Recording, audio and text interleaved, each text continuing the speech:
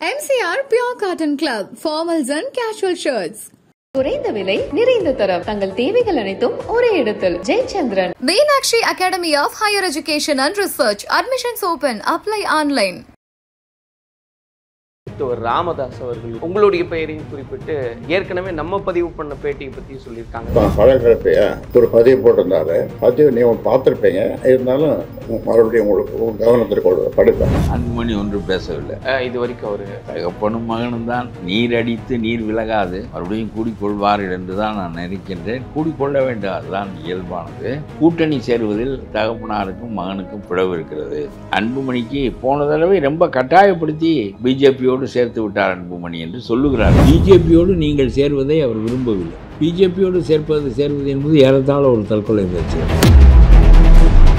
பன்னீர்களுக்காக கட்டப்பட்ட பெரிய அமைப்பு வீணாக கண்டிப்பாக வீணாக நல்லதோ கெட்டதோ ராமதாஸ் உண்டாக்கிய கட்சி, அவருடைய சிந்தனை, அவரால் உருவாக்கப்பட்டு வளர்க்கப்பட்டவர்கள் தான் இந்த கட்சியில் இருக்கிறவர்கள் அத்தனை பேரும். ராமதாஸ் குறிப்பிடுறார் அன்புமணியை பற்றி பேசும்போது ஒரு தலைமை பண்பை கிடையாது. அவனை மந்திரி ஆக்கியதே தப்பு என்கிறார். தன்னுடைய மகனை மந்திரி ஆக்கியது தான் செய்த மிகப்பெரிய தப்பு என்று சொல்லுவார். 35 வயதில் என்னுடைய சத்தியத்தையும் மீறி 35 வயதில் மத்திய கேபினெட் அமைச்சராக்கி நான் தான் தவறு செய்து விட்டேன். அந்த முறை அதிமுகவோட கூட்டணி வச்சிருந்தா நம்ம ஜெயிச்சிருக்க முடியும் அப்படின்றதெல்லாம் சொல்றாங்க. இல்லை, அந்த கணக்கு சரியானது. பாமக ஒன்று தான் ஓட்டு வங்கி உள்ள கட்சி. அந்த கட்சியில திருமாவளவனுக்கு 2 சீட்டு எம்பி பதவி இருக்குது, இவருக்கு அதுவும் இல்லை என்பது வருத்தமாக இருக்கிறது. ராமதாஸ் அன்புமணி எடுத்த முடிவு தான் காரணம் என்று அவர் நினைக்கிறார். கூட்டணி பாஜகவோட அமையணும்னு சொல்லி காலில் விழுந்தாங்க உட்பட பல விஷயங்கள் அவர் பேசுறாரு. பிஜேபியோட தான் கூட்டணி போகணும் அப்படின்னு சொல்லி இந்த கால அன்புமணி பிடிச்சினார்.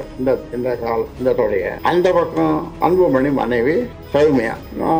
என்னால்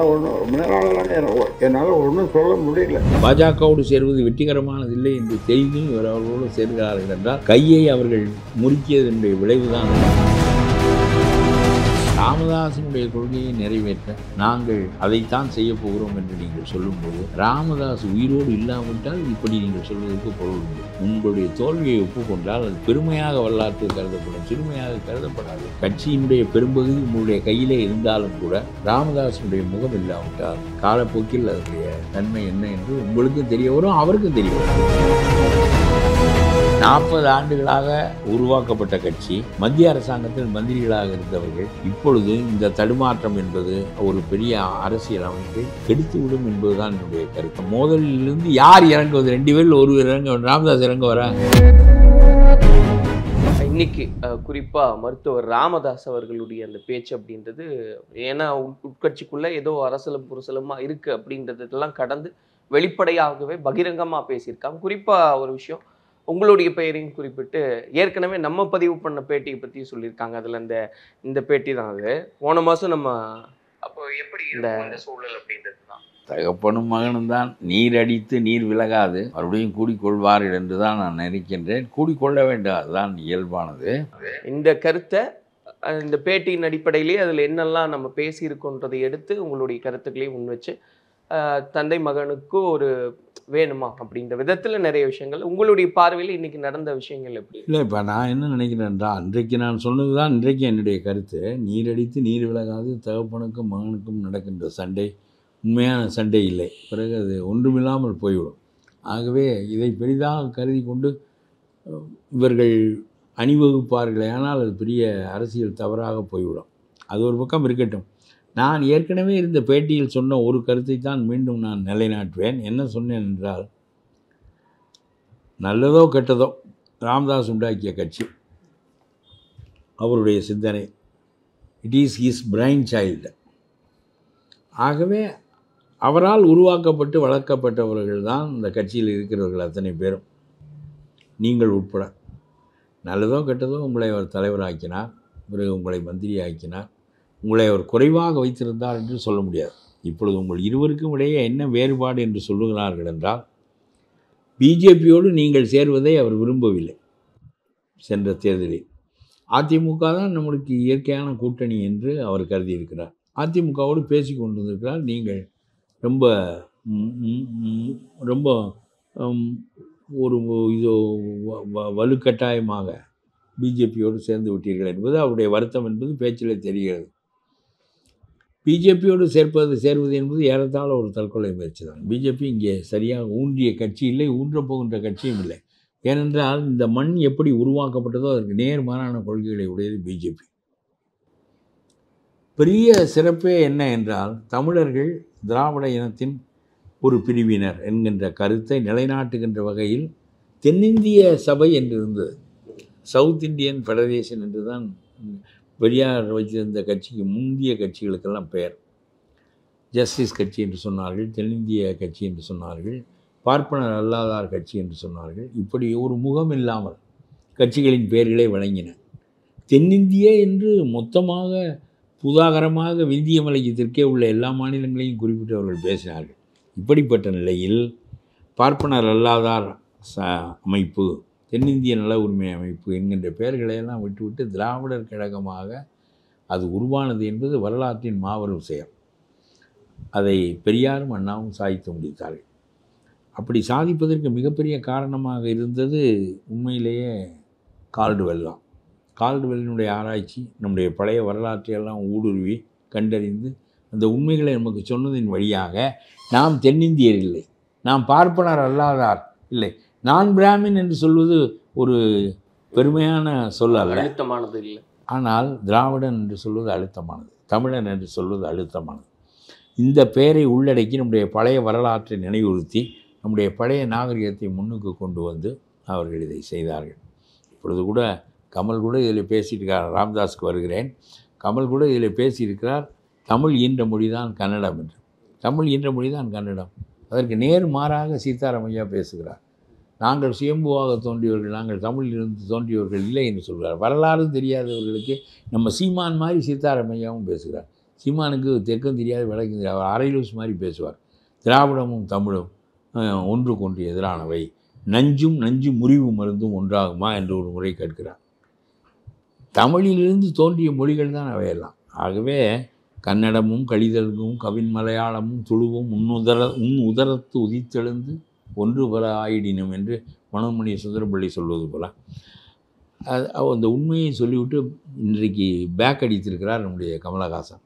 அது இல்லை, இப்படி இல்லை, மன்னிப்பு கேட்கவில்லை என்பதை தவிர உழட்டி இருக்கிறார். அந்த கருத்தை ஊன்றி திரும்ப ஆமாம் உண்மை அதுதான், தமிழுக்கு கன்னடம் மட்டும் மகவும் மொழி இல்லை, தெலுங்கும் மலையாளமும் துளுவமும் தான் என்று கூடுதலாக பேசியிருக்க வேண்டியவர் அப்படியே ஒரு விதமாக மன்னிப்பு கேட்கவில்லை என்பதை தவிர ஒரு விதமாக உழட்டி இன்றைக்கு பதில் சொல்லியிருக்கிறார். அந்த கருத்தை ஊன்றி கமலஹாசன் சொல்லியிருந்தால் வரலாற்றில் ஒரு மாபெரும் பேச்சாக இந்த பேச்சு இருந்திருக்கும். ஆகவே அதை அவர் செய்யவில்லை. நான் கேட்கிறேன், நீ தமிழிலிருந்து கன்னடம் வரவில்லை என்று அவர் சொல்லுகிறார். சீமான் பேசுவது போல என்று நான் சொன்னது காரணம் அல்லூசு பேச்சு. இதெல்லாம் விஜய் கேட்க வேண்டியதானே, கமல் பேசியதில் என்ன தப்பு என்று. இவர்களெல்லாம் அரசியல் கட்சி வைத்திருக்கிறார்கள். நாமெல்லாம் திராவிடர்களா தமிழர்களா, வரலாறு என்ன சொல்லுகிறது என்ற அடிப்படை ஒன்று கூட அவர்களுக்கு தெரியாதா? சீதாராமையா வீதியில் போகிறவன் இல்லை, சிலேபி விற்கிறவன் இல்லை, நாட்டினுடைய முதலமைச்சர். அவர் சொல்லுகின்ற செய்தி டெலிவரியிலும் கேட்கிறது, கன்னடர்களுக்கு கேட்கிறது, தமிழ்நாட்டிலும் கேட்கிறது. அப்படியானால் நாம் திராவிடர்கள் இல்லை, தமிழ் என்ற மொழி கன்னடம் இல்லை என்றால் நாம் திராவிடர்கள் இல்லை. இந்த செய்தி ஏற்க மறுக்கிறாங்க. நமக்கான ஒரு தனித்துவம் இல்லாமல் போயிடும். அதை முட்டாள்தனமாக நினைக்கிறார்கள். அது ஒரு குறைவே கிடையாது. நம்முடைய தாய் நம்மை பெற்றாள் என்பது குறைவா? அதற்கு பின்னால் தான் நாம் வந்தோம் என்பது குறைவா? சமஸ்கிருதம் ஈன்ற மொழிகள் தான் வடநாட்டில் உள்ள மொழிகள் எல்லாம். அதை பெருமையோடு சமஸ்கிருதத்தை கொண்டாடுகிறார்கள். தமிழ் ஈன்ற மொழிதான் என்ற உண்மை நம்முடைய அவருக்கு தெரியவில்லை. நான் சொல்லுகிறேன், தெரியாதவருக்கு தெரிய வைப்பதற்கு இந்த ஸ்டாலின் என்ன முதலமைச்சராக இருந்து இவர் என்ன கிழித்து விட்டார் என்று கேட்கிறேன். திராவிடம் என்று பேசுகிறீர்கள், திராவிட மாடல் என்று சொல்கிறீர்கள். சீதாராமையாவுக்கு பதில் சொல்ல வேண்டாமா?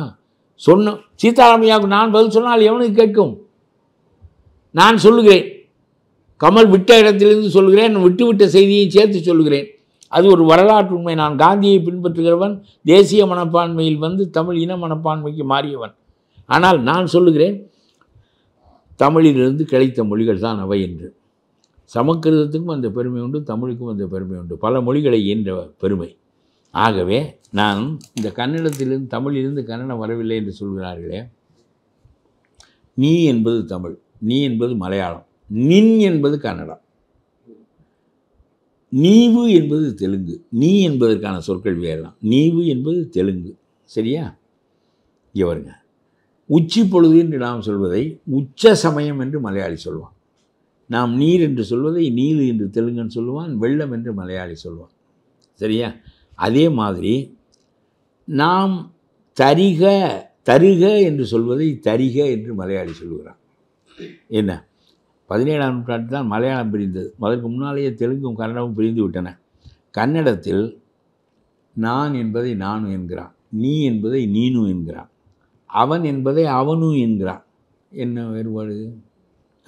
அதே மாதிரி மகன் என்பதை மகளு என்கிறான், ஆள் என்பதை ஆளு என்கிறான், மக்கள் என்பதை மக்களு என்கிறான், தோட்டக்காரன் என்பதை தோட்டக்காரனு என்கிறான். தமிழிலிருந்து வரவில்லை என்று சொல்கிறாய், மெய்ப்பிக்கணும். சீமான் பேசுவது போல் சீதாராமையாவும் பேசினால் எவன் மதிப்பான்? ஒரு உண்மை அல்லாத செய்தியை நீ இந்தியா பூராவுக்கும் தெரிவிக்கிறாய், தமிழிலிருந்து வந்தவர்கள் இல்லை என்று. இந்த முதலமைச்சர் வாயில் குளக்கட்டையாக வைத்திருக்கிறார் என்று கேட்கிறேன். இல்லை, சீமான் அவர்கள் இந்த விதத்தில் தமிழிலிருந்து தான் கன்னடம் வந்ததுன்றதே அவர் பதிவு பண்ணுறார். திராவிடம் என்றே இல்லை என்கிறார். பொதுவான மொழிகள், திராவிட மொழிகள், திராவிட இனம், திராவிட நாடு என்பது தான் இதனுடைய அடிப்படை. தமிழ்நாட்டுக்குள் தெலுங்கு அடங்காதே, திராவிட நாட்டுக்குள் தெலுங்கு மடங்கும் கன்னடம் மடங்கும். நான் சொல்லுவது புரியாது. அதனால் அந்த ஆடு புரியாமல் பேசுவார், அதை விடுங்க. அது ஒரு அழலூசு, கவர்னர் ஒரு அழலூசு, அது ஒரு அழலூசு, அது ஒரு இதற்குள் சொல்லுகிறேன். ஆகவே இதை முதலமைச்சர் பேசியிருக்க வேண்டும். முதலமைச்சர் ஒரு தவறான கருத்து இந்தியா முழுவதும் ஏற்படுவதை தடுப்பதற்காக இன்றைக்கு பேசியிருக்க வேண்டும். இந்த நான் பேசுகிற சான்றுகளை எல்லாம் எடுத்து அவர் பேச வேண்டும். இது வரலாற்று உண்மை, இது ஆராய்ச்சியாளர்கள் எல்லாம் சொல்லப்பட்ட உண்மை. சிந்து சமவெளி நாகரிகத்தின் தொடர்ச்சி கன்னட மக்களும் தெலுங்கு மக்களும் தமிழ் மக்களும். அவ்வளவு பெரிய நாகரிகத்தின் தொடர்ச்சியாக தமிழ்நாட்டு உலக நாகரிகங்களில் சிந்து சமவெளி நாகரிகம் ஒன்று. சீதாராமையா வரலாற்றை படித்து பார்த்து தெரிந்து கொள்ள வேண்டும், ஆராய்ச்சியாளர்களை கேட்டு தெரிந்து கொள்ள வேண்டும் என்று சொல்லியிருக்க வேண்டியவர் அந்த செய்தியே சொல்லப்படாமல் சீதாராமையாவுடைய பேச்சோடு அதுவே நின்றுவிட்டது. கன்னடத்துக்கும் தமிழுக்கும் தொடர்பில்லை என்கின்ற செய்தி இந்தியா முழுவதுக்கும் தெரிவிக்கப்படுகிறது. நீ எதற்கு திராவிட நாடு என்று எதற்கு புடுங்குகிறாய்? திராவிடத்தின் பெயரால் நீங்கள் கார்ப்பரேட் நிறுவனமானதை தவிர உங்களால் இந்த நாடு அடைந்த பலன் என்ன என்று கேட்கிறேன். நான் சொல்ல வேண்டியவன் இன்றைக்கெல்லாம் சொல்ல வேண்டிய என்ன, திராவிட மாடல், திராவிடன் எல்லாம் பேசுகிறாய். நீ இந்த திராவிடத்திற்கே காப்பிரைட் கொண்டாடுகிறாய். இன்றைக்கு சொல்ல வேண்டுமா இல்லையா? தமிழிலிருந்து வந்த மொழி தான் கன்னடமும் மலையாளமும் தெலுங்கு. கன்னடம் மட்டுமில்லை, மற்ற மொழிகளும் வந்தன என்று சொன்னால் உலகத்துக்கு அது தெரியும். இது ஒரு விவாதமாகட்டும், விவாதத்திற்கு பிறகு உண்மை வரட்டும். இதையெல்லாம் செய்யாமல் என்ன நீ எல்லாம் டாஸ்மார்க்கில் கொள்ளையடிப்பதை தவிர ஆட்சிக்கு வருவதற்கு வேறு நோக்கமே கிடையாதா என்று கேட்கிறேன். விடிந்தால் எழுந்தால் இதே பேச்சு தான் பண்ண, இதே சுரண்டல் தான் உங்களுடைய நோக்கமே தவிர ஒரு திராவிட இன உணர்வை நிலைநாட்ட வேண்டிய சமயத்தில் தமிழின் பெருமையை அப்புறம் எதுக்கு செம்மொழி மாநாடு நடத்துகிறாய்? அப்புறம் என்னதுக்கு தமிழை செம்மொழி மொழியாக கிளாசிக்கல் லாங்குவேஜாக ஆக்கியது எங்களுடைய தகப்பனார் என்று நீ எதற்கு சொல்லுகிறாய்? இன்றைக்கு நீ கமல்ஹாசன் பேசிவிட்டு அப்படி பம்முகிறார். அதாவது பின்வாங்கவும் இல்லை, முன்னேறி அதை அடித்து சொல்லவும் இல்லை. விஜய் போன்றவர்களுக்கெல்லாம் இது விளங்காது. விஜய் சொல்லியிருக்க வேண்டும், அவருடைய படமும் அங்கே ஓடாது. ஓடவில்லை, அப்புறம் என்ன அங்கேயா போய் நம்ம இருக்க போகிறோம்? அது இல்லை, உலகம் பூரா ஓடுகிற காலத்தில் கன்னடத்தில் பெங்களூரில் 10 நாளைக்கு ஓடாவிட்டால் என்ன குடியாமொழி போய்விடும். நம்முடைய இனத்தின் பெருமையை நிலைநாட்ட வேண்டிய நேரமல்லவாது. ஆகவே இந்த ஸ்டாலின் இந்த சமயத்தில் வாய்மூடி இருந்தது என்பது தமிழை காட்டி கொடுத்த செயலாகும் என்று நான் சொல்லுகிறேன். இப்போ இந்த அளவில் இது நம்ம பேசலாங்க. ஏன்னா மொழி குறித்து என்ன நடந்திருக்குன்றதை பற்றி நம்ம இன்னொரு நாள் தெளிவாக விளக்கமாக பேசலாம். இப்போ பாட்டாளி மக்கள் கட்சி குறித்து இதில் இருக்கக்கூடிய இந்த சலசலப்பு இல்லை, இன்னைக்கு குறிப்பாக அவர் சொல்லும்போது ஒரு தலைமை பண்பே கிடையாது அவர்கிட்ட அப்படின்றத மருத்துவர் ராமதாஸ் குறிப்பிடுறார். அன்புமணியை பற்றி பேசும்போது நான் தவறு செஞ்சுட்டேன். நம்ம விவாதிக்கிறதுல எப்படி பார்க்க வேண்டும் என்று நான் சொல்கிறேன் என்றால், அன்புமணியை பற்றி ரொம்ப கடுமையான வார்த்தைகளால் அவர் பேசுகிறார். அதற்குள் நாம் போக வேண்டாம். அது தகப்பனும் மகனும் பேசிக்கொள்வது, பிறகு இவர் அப்பா என்பார், அவர் மகனே என்பார். அதெல்லாம் நாம் அதற்குள் போக வேண்டாம். இவனுக்கு தெரியும் தெரியாது, இவனை மந்திரி ஆக்கியதே தப்பு என்கிறார். ஐயோ, தன்னுடைய மகனை மந்திரி ஆக்கியது தான் செய்த மிகப்பெரிய தப்பு என்று சொல்லுகிறார்.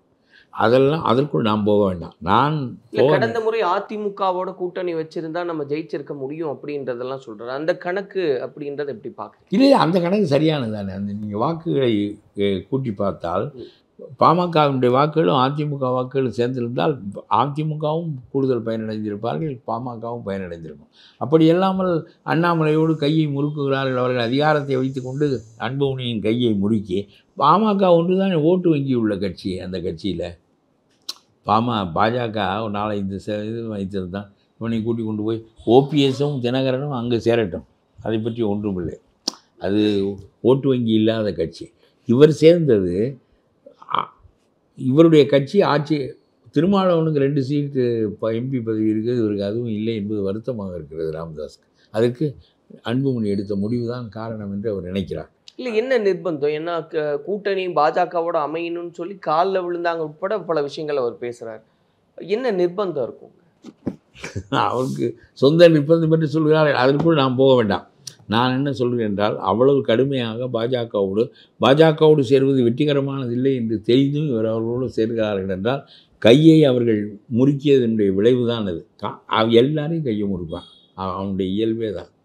என்ன அது அவருடைய அந்த அதிகாரத்தை கையில் வைத்து கொண்டு எல்லாவற்றையும் செய்கிறார்கள். இல்லாவிட்டால் அவர்கள் விந்தியத்திற்கு இந்த பக்கம் வந்தே இருக்க முடியாது. அங்கே குஜராத்தில் இருக்கலாம், உத்தரப்பிரதேசத்தில் இருக்கலாம், அங்கேயெல்லாம் இருக்கலாம். ஏற்கனவே இருந்தார்கள் அங்கேயெல்லாம். அப்படித்தான் இருக்க முடியுமே தவிர இங்கேயெல்லாம் இந்த கையை முறுக்குகிற வேலையை விட மாட்டார்கள் அவர்கள். அது ஒரு பக்கம் இருக்கட்டும். நான் ஒன்று சொன்னேன் கடைசியாக, இன்றைக்கு ஒன்று மற்ற பேட்டிகளிலும் சொன்னேன் இதை, அதை உங்களிடம் சொல்லுகிறேன். ராஜராஜ சோழன் பேரரசு கட்டியவன், ரொம்ப பெருமைக்குரிய மன்னன். அவன் தமிழ்நாட்டில் முதலாக பேரரசு உண்டானது அவன் காலத்தில். மலையாவை ஆளுகிறான், இலங்கையை ஆளுகிறான், நிக்கோபார் தீவுகள், நக்காவரம் தீவுகள் என்ற பெரிய வளைத்து கடலோடியவர்கள் அவர்கள். காற்றின் போக்கு தெரியுது, கப்பலை கட்டி இந்த திரைச்சீலைகளை விரித்து கடலோடி பெரிய பேரரசை உருவாக்கினான் அவன் ராஜராஜன். அவனுக்கு நிகரான ஒரு மன்னன், எம்பையர் பில்டர் வரலாற்று கிடையாது. அவருக்கு அடுத்தாற்போல் வருகிறான் மகன் ராஜேந்திரன். இவர் வைத்த நாட்டை விட நாடு ஒரு வகை, அதற்கு மேல் இன்னொரு 10 நாடு சேர்த்து பிடிக்கிறான். அது வடநாடு பூரா அவன் அடிமைப்படுத்தி கங்கையிலிருந்து தண்ணீரை கொண்டு வருகிறான். கங்கை கொண்ட சோழபுரம் என்பதை வடநாட்டை வெற்றி கொண்டதன் அடையாளமாக, கங்கை கொல்லப்பட்டது என்றால் வடநாடு கொல்லப்பட்டது என்று பொருள்.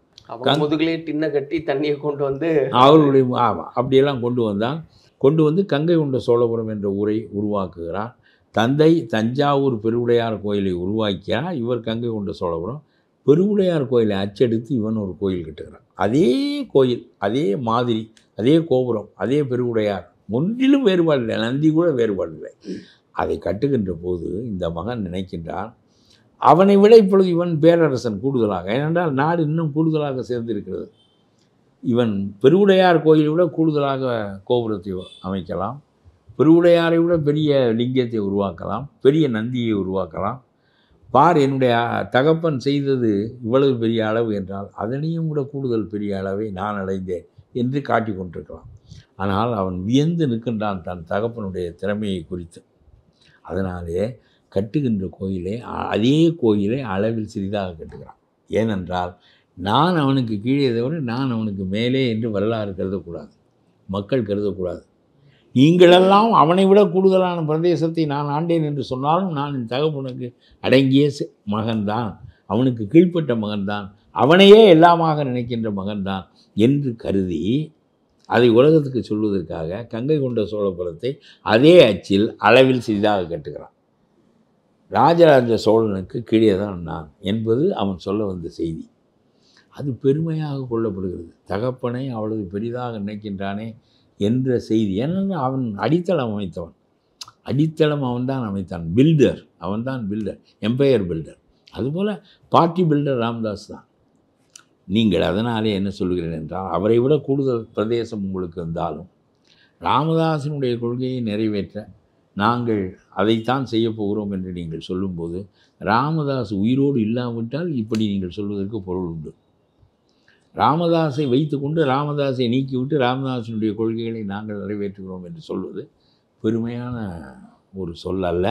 தகப்பனிடம் தோற்றால் பெருமையை தவிர சிறுமை இல்லை. ஆகவே அவருடைய தொண்டனாக இருக்க வேண்டும், நான் தலைவனாக இருக்கக்கூடாது என்று அவர் நினைத்தால் அவருடைய கோபம் அடங்கட்டும். நான் தொண்டனாகவே பணியாற்றுகிறேன் என்று சொல்லி நீங்கள் உங்களுடைய தோல்வியை ஒப்புக்கொண்டால் அது பெருமையாக வரலாற்றில் கருதப்படும், சிறுமையாக கருதப்படாது. ராஜேந்திர சோழன் ராஜராஜனுக்கு அடங்கியவனா, அவனினும் விஞ்சிய நாட்டை ஆண்டபோது அவனினும் குறைவானவன் என்று தன்னை காட்டிக்கொண்டு தகப்பனிடம் தனக்குள்ள பற்றை வெளிப்படுத்தியது போல ராமதாசனுடைய முகம் இல்லாமல் ராமதாசனுடைய கொள்கைகளை நிறைவேற்றுகிறேன் என்று சொல்வது என்பது ரொம்ப சிறப்பாக இருக்காது. ராமதாஸை வைத்து கொண்டு சொல்வது. ஆகவே நீங்கள் எதை செய்ய நினைக்கிறீர்களோ அதையெல்லாம் ராமதாஸை வைத்து கொண்டு செய்யுங்கள். ராமதாஸோடு விவாதித்து செய்யுங்கள். இணக்கமாக இருந்து செய்யுங்கள். ஒன்றுக்கும் அவர் கோபப்பட்டார் அடங்கவில்லை என்றால் நீங்கள் தோல்வியை ஒப்புக்கொண்டு பின்தங்கியிருங்கள். தகப்பனிடம் தோற்பது தோல்வியாகாது, பெருமைதான். ரெண்டாவது,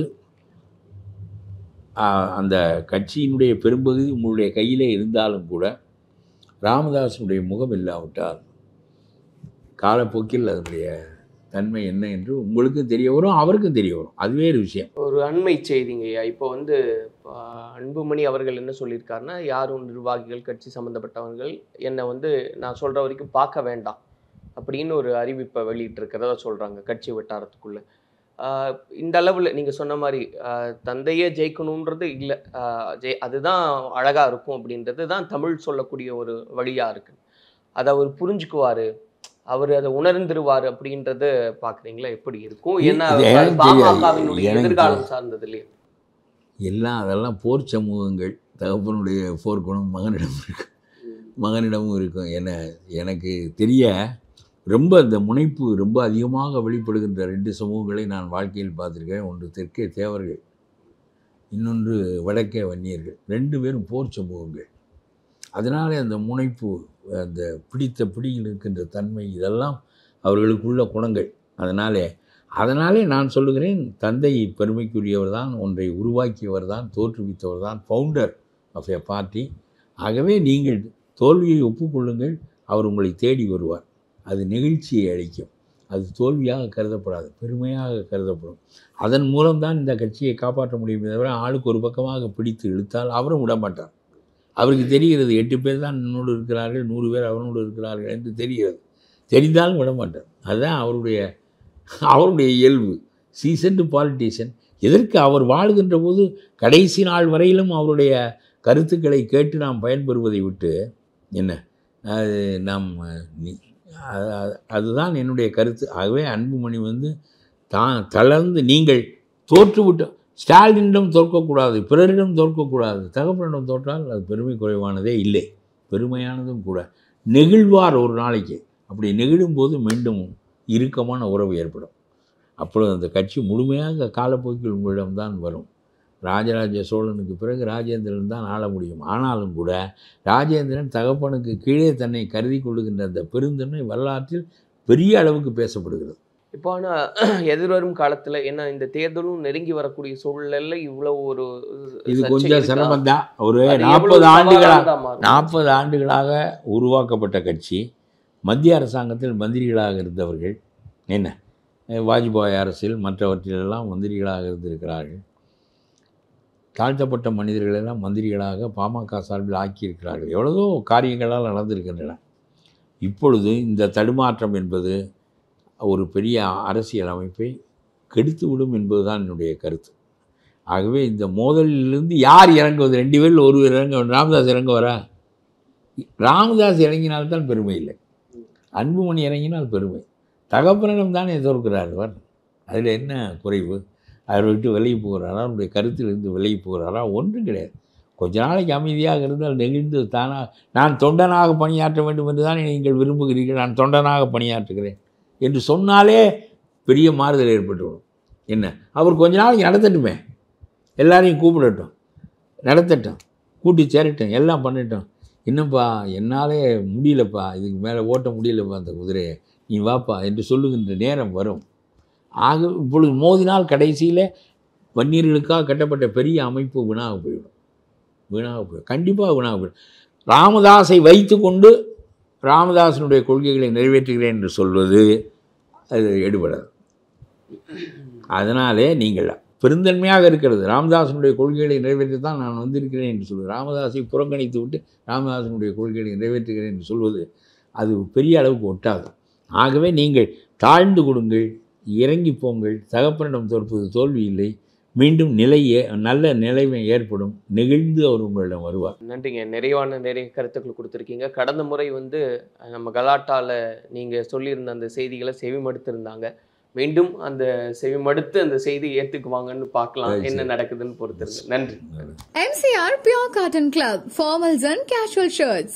குறைந்த விலை நிறைந்த தரம் தங்கள் தேவைகள் அனைத்தும் ஒரே இடத்தில். Jayachandran. Meenakshi Academy of Higher Education and Research. Admissions open. Apply online.